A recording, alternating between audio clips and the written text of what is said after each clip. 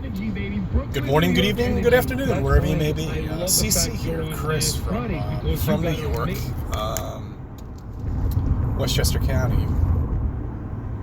It's July 20th, 2018. It's a Friday, and I'd like to give you some things to think about over the weekend, just in case if I'm unable to put a video out. A couple things I just want to bring up to you, and let me just get right into it. I want to talk about cell phones real quick, okay? After the incident that happened to me, I had a 4-day withdrawal period where I was pissed. I can't use my phone. I can't do anything with it. I mean, I could use my phone just for checking email and stuff like that, but I couldn't make any videos.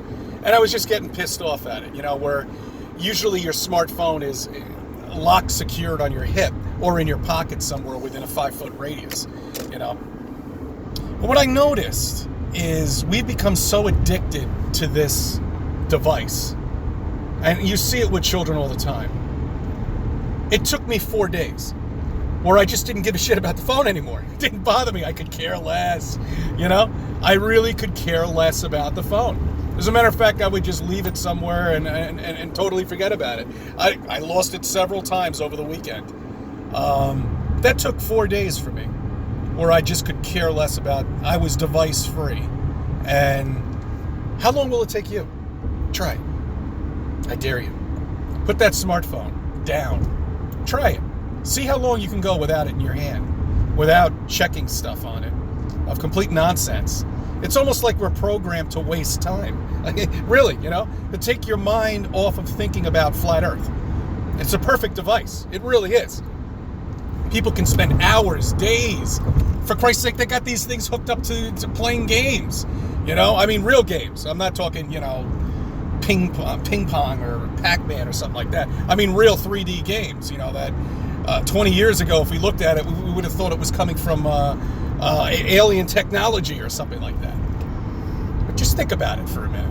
How long will it take you to get through that withdrawal symptom where you just don't give a fuck about your phone anymore, where you can just put it down?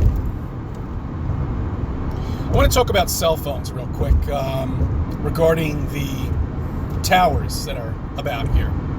Now, they're constantly working on these things. I never really see them work on them, but I always see things added to them. So they must come around at like 2 o'clock in the morning and add another arm to it or another Star Trek weird shit to it. Who knows? God knows what the fuck they're doing up there.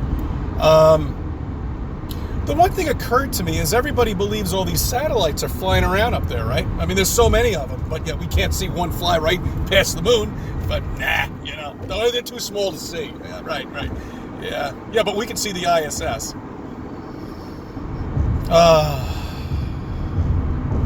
So, is anybody doing any spacewalks and retrofitting those satellites up there that these cell phone companies apparently have with the 5G network? Because they seem shit down here. They seem to be doing it all the time down here. My wireless hub at home is now 5G.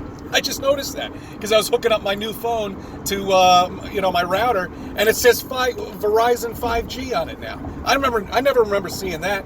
So obviously we're on the 5G network right now. And what about the satellites? How are they able to translate or code, since they've changed all the codes down here to 5G? How are they translating it up in satellites up there? I don't know. It must be a spacewalk. Verizon must have some spaceman up there changing all the satellites. Think about this also. Trying to catch up to an object that's whirling around the planet, supposedly, at 20,000 miles per hour. Just like the ISS, okay? How do you realize what the computations you would need to land on an object that's going that fast? Oh, well, it's easy. Just catch up to it at the same speed. If one thing goes wrong, one micrometeor hits you, you're dead, okay? But yet they're bouncing around up there, no problem. Shit, we're having a great time in khakis and shorts. Well, I never see them in shorts, but never any shoes on. It's great. I just think about how asleep we were. I was also thinking about something else a while back. This is before I was a flat earther, before I woke up. I remember they crashed some satellite on a meteor. I'm going to have to look this up and look how bad the CGI on it must be. But when it did happen, I remember, I think it was NASA or some guys, I don't know, who knows. The anticipation of getting up to the meteor, the anticipation of like, oh yes, we're there. Oh yes, we're going to crash it right on the fucking meteor right now. Oh, isn't that great? I remember that distinctly. I've got to look it up, and I've got to check the video on that. If you want to check it out for yourself, just type in satellite crashes into meteor, because apparently they were following this meteor up in the sky. I remember they did a close-up on it, and then it just blacked out.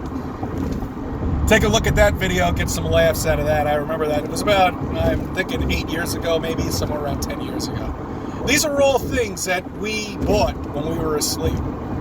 Why wouldn't we?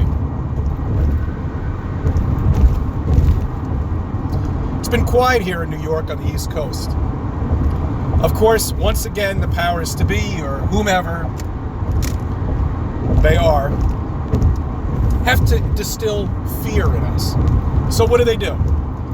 Well, let's start off with the shark attacks.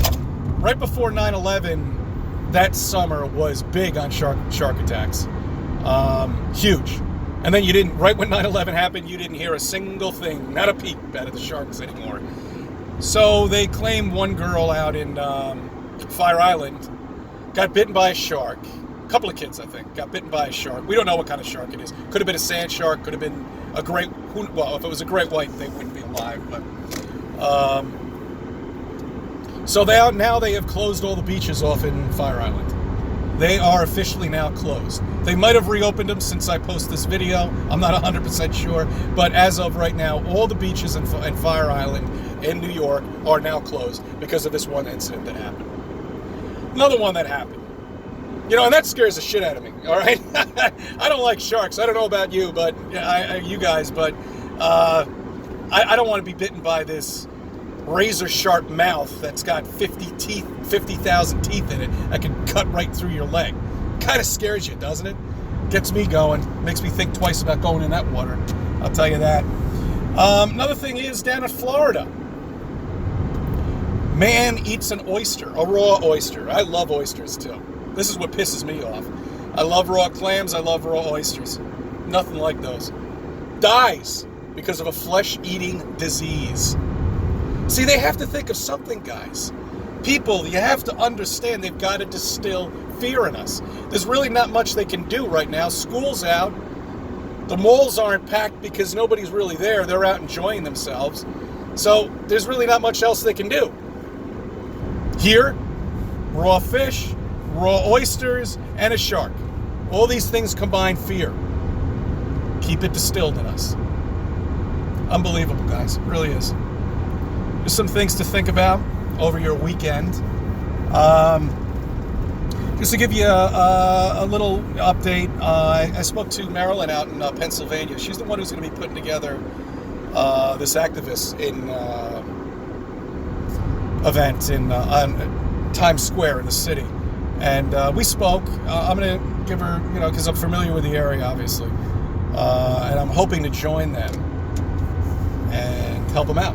They've got a lot of signs. They've got a lot of good shit that's going to wake people up and let them know what's really going on. That you're not traveling through space. That you're on flat land. You're motionless. You're not moving. You're not going anywhere.